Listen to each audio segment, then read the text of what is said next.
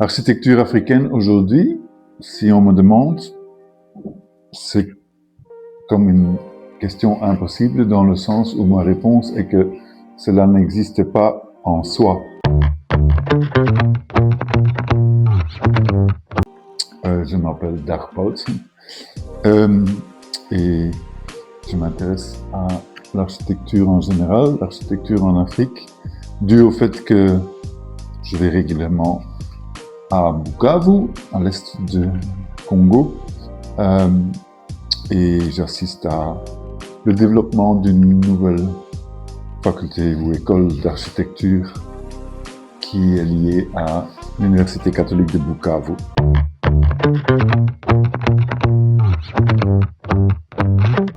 L'architecture africaine aujourd'hui, si on me demande, c'est comme une question impossible dans le sens où ma réponse est que cela n'existe pas en soi. Il y a des multitudes de types d'architecture, des multitudes de types de styles. Il y a des logements formels, il y a des logements informels.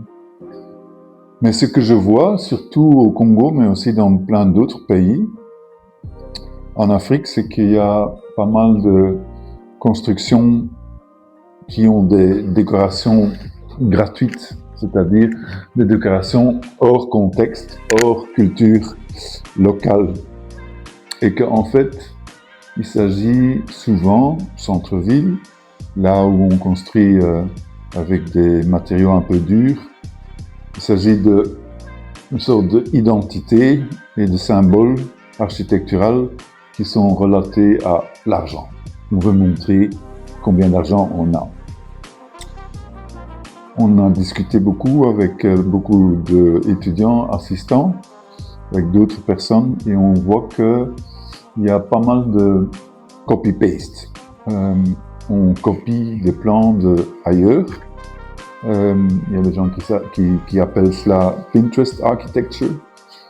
Et c'est des formes qui souvent ont l'air traditionnelles, mais elles sont utilisées à des fins d'apparat sans véritable fonction ni explication rationnelle. Il y a des exceptions d'architecture innovative qui sont soi-disant vernaculaires, mais ils sont très peu là-bas. Ça, c'est ma réponse. Qu'est-ce que est l'architecture africaine aujourd'hui? Je ne sais donc pas vraiment la répondre.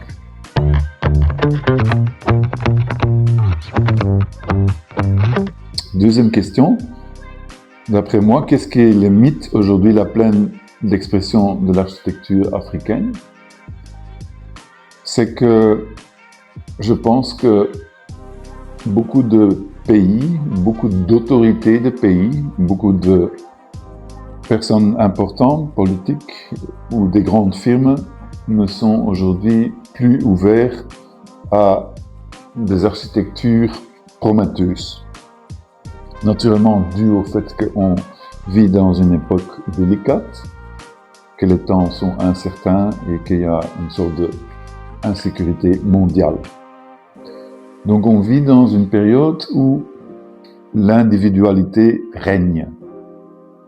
À Bukavu, on cache même les chantiers.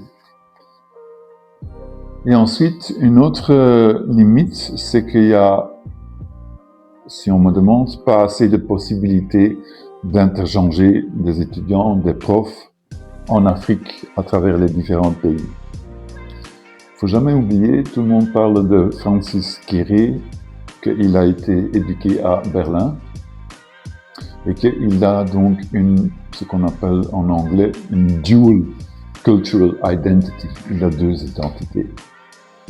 Le fait que donc il a pu interchanger des choses européennes, africaines, c'est une chose, mais même en Afrique, il n'y a pas assez d'interchangement possible.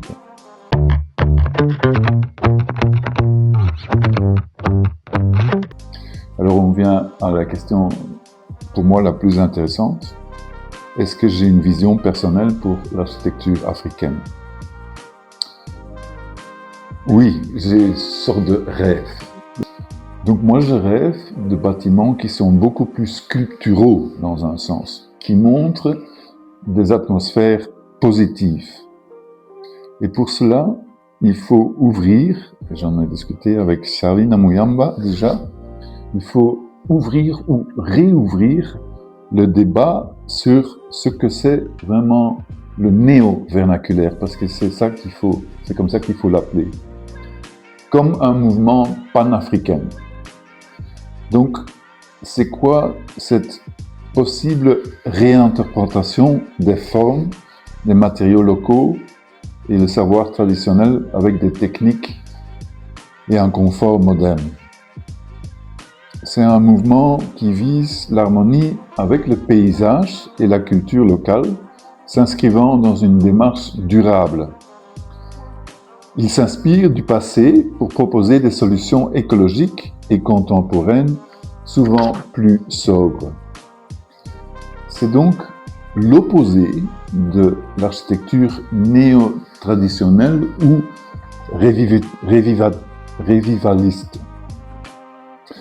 C'est donc une sorte de style qui pourrait devenir à nouveau international, même dans le continent africain, basé sur des cultures africaines populaires, mais d'une manière ou d'une autre conceptualisées.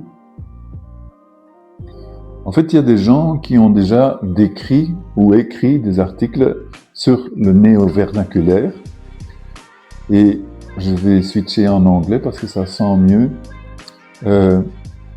En fait, il y a Wibawa qui dit, il a dit ça en 21, que le neo-vernacular architecture is guided et guidé par 5 principes.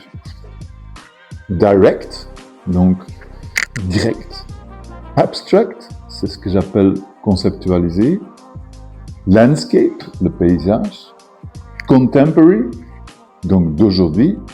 And future relationships, donc ouvert à des relations futures. Ça peut produire une sorte d'architecture qui peut être très utilisée facilement, qui est culturellement relevant et qui est sustainable et qui peut s'adapter à des besoins futurs. Bien que l'architecture néo-vernaculaire soit souvent associée aux notions de développement durable et de préservation culturelle, elle reflète des transformations politiques et idéologiques plus profondes. Ça, c'est vraiment important. Qu'une architecture reflète des transformations politiques et idéologiques plus profondes. Par exemple, le retour au style traditionnel a parfois servi à affirmer l'identité nationale et à réhabiliter le langage architectural autochtone dans des contextes post-coloniaux. Plus culturel, plus abstrait, direct, landscape, contemporary.